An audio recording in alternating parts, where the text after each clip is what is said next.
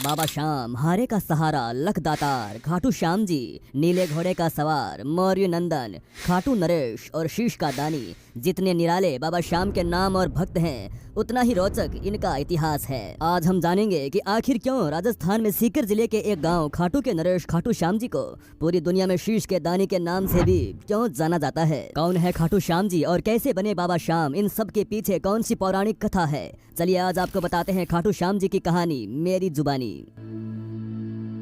कौरव वंश के राजा दुर्योधन ने निर्दोष पांडवों को सताने और उन्हें मारने के लिए लाक्षागृह का निर्माण किया था, पर सौभाग्यवश वे उसमें से बच निकले और वनवास में रहने लगे। एक समय जब वे वन में सो रहे थे, उस स्थान के पास ही एक हिडम्ब नाम का राक्षस अपनी बहन हिडिम्बी के साथ रहता था। तब उनको मनुष्य यानी पांडवों की गंध आई तो उन्हें देखकर यह राक्षस अपनी बहन से बोला कि इन मनुष्यों को मारकर मेरे पास ले आओ। अपने भाई का आदेश पाकर वे वहाँ आई जहाँ पास ही सभी भाई द्रौपदी सहित सो रहे थे और भीम उनकी रक्षा में जाग रहा था। भीम के स्वरूप को देखकर हिडिम्बी उस पर मोहित हो गई और मन ही मन ये सोचने लगी कि मेरे लिए उपयुक्त पति यही हो सकता है। उसने भाई की परवाह किए बिना भीम को पति मान लिया और कुछ देर बाद हिडिम्बी के वापस ना लौटने पर हिडिम्बासुर वहां आया और स्त्री के सुंदर भेष में अपनी बहन को भीम से बातें करता देखकर बड़ा क्रोधित हुआ। उसके बाद हिडिम्बी के अनुनय विनय से माता कुंती व युधिष्ठिर के निर्णय से दोनों का गंधर्व विवाह हुआ। उपरोक्त अवधि के अंतर्गत हिडिम्बी गर्भवती हुई और एक महाबलवान पुत्र को जन्म दिया। बाल रहित होने से बालक का नाम घटोत्कच रखा गया। हिडिम्बा ने कहा कि मेरा भीम के साथ रहने का समय समाप्त हो गया है और आवश्यकता होने पर पुनः मिलने के लिए कहकर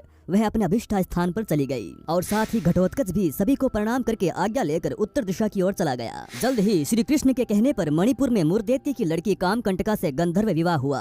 वह कुछ समय बीतने के बाद उन्हें महान पराक्रमी पुत्र को जन्म दिया, जिसके शेर की भांति सुंदर केशों को देखकर उसका नाम बर्बरिक रखा गया। बल की प्राप्ति के लिए उसने देवियों की निरंतर आराधना करके उससे तीनों लोकों में किसी में भी उसके जैसा बल ना हो ऐसा दुर्लभ अतुलनीय बल का वरदान पाया। देवियों ने बर्बरिक को कुछ समय वही निवास करने के लिए कहा और कहा कि एक विजय नामक ब्राह्मण आएंगे, उनके संग में तुम्हारा और अधिक कल्याण होगा। आज्ञा अनुसार बर्बरिक वहीं रहने लगे। तब मगध देश के विजय नामक ब्राह्मण वहां आए और 7 शिवलिंगों की पूजा की, साथ ही विद्या की सफलता के लिए देवियों की पूजा की। ब्राह्मण को स्वप्न में आकर कहा कि सिद्ध माता के सामने आंगन में साधना करो, बर्बरिक तुम्हारी सहायता करेगा। ब्राह्मण का आदेश पाकर बर्बरिक ने साधना में विघ्न डालने वाले सभी राक्षसों को यमलोक भेज दिया। उन असुरों को मारने पर नागों के राजा वासुकी वहां आए और बर्बरिक को दान मांगने के लिए कहा। तब बर्बरिक ने विजय की निर्विघ्न तपस्या सफल हो यही वर मांगा। ब्राह्मण की तपस्या सफल होने पर उसने बर्बरिक को युद्ध में विजय होने का वरदान दिया। उसके बाद विजय को देवताओं ने सिद्धश्चर्य प्रदान किया। तब से उनका नाम सिद्धसेन पड़ गया। कुछ काल बीत जाने के बाद कुरुक्षेत्र मैदान में कौरवों और पांडवों के बीच में युद्ध की तैयारियां होने लगी। इस अवसर पर बर्बरिक भी अपने तेज नीले घोड़े पर सवार होकर आ रहे थे। तब रास्ते में ही भगवान श्री कृष्ण ने बर्बरिक की परीक्षा लेने के लिए ब्राह्मण के भेष में उसके पास पहुँचे। भगवान ने बर्बरिक की मन की बात जानने के लिए उससे पूछा कि तुम किसकी ओर से युद्ध लड़ने आए हो। तब बर्बरिक ने कहा कि जो कमजोर पक्ष होगा उसकी ओर से युद्ध मैं लड़ूंगा। भगवान ने बर्बरिक से कहा कि तुम 3 बाणों से सारी सेना को कैसे नष्ट कर सकते हो। तब बर्बरिक ने कहा कि सामने वाले पीपल के पेड़ के सभी पत्ते एक बाण से ही निशाने हो जाएं और दूसरा उसे बेध देगा। श्री कृष्ण ने मुट्ठी में पेड़ के नीचे 2 पत्ते छिपा लिए, पर देखते ही देखते एक बाण से क्षण भर में सब पत्ते बींध गए। तब श्री कृष्ण ने देखा वास्तव में ये एक बार में सबको यमलोक भेज सकता है। तब ब्राह्मण बने भगवान कृष्ण ने बर्बरिक से याचना की। तब बर्बरिक ने कहा कि हे ब्राह्मण क्या चाहते हो। तब भगवान कृष्ण ने कहा कि क्या सबूत है कि जो मैं मांगूंगा वो मुझे मिल जाएगा।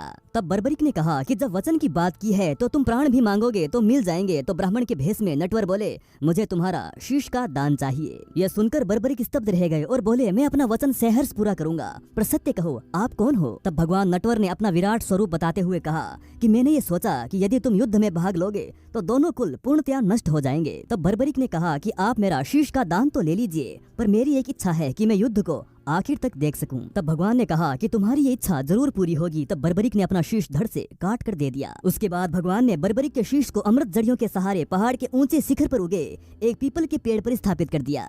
18 दिन तक चले युद्ध में पांडवों को विजय प्राप्त हुई, साथ ही उन्हें अपनी जीत पर घमंड हो गया। तब श्री कृष्ण उन सबको लेकर वहां पहुंचे जहां बर्बरिक का सिर स्थापित था। बर्बरिक के सामने पांडव अपनी अपनी वीरता का बखान करने लग गए। तब बर्बरिक के सिर ने कहा कि आप सबका घमंड करना व्यर्थ है, जीत श्री कृष्ण की नीतिज्ञ से ही मिली है। बर्बरिक ने कहा कि मुझे तो इस युद्ध में श्री कृष्ण का सुदर्शन चक्र ही चलता नजर आया था। इसके बाद बर्बरिक चुप हो गए और आकाश से फूलों की वर्षा होने लगी। तब भगवान कृष्ण ने प्रसन्न होकर बर्बरिक को वरदान दिया कि कलयुग में तुम मेरे श्याम नाम से पूजे जाओगे और तुम्हारे स्मरण मात्र से ही सभी मनोरथ पूर्ण होंगे। हे भगवान, सभी भक्तों पर अपनी कृपा दृष्टि बनाए रखना। जय श्री खाटू वाले श्याम जी की। राधे राधे। दोस्तों वीडियो अगर जरा भी अच्छा लगा हो तो वीडियो को लाइक जरूर कीजिएगा, अपने प्यारे मित्रों के साथ शेयर कीजिएगा और हमारे और आपके इस चैनल को सब्सक्राइब भी जरूर कीजिएगा। धन्यवाद।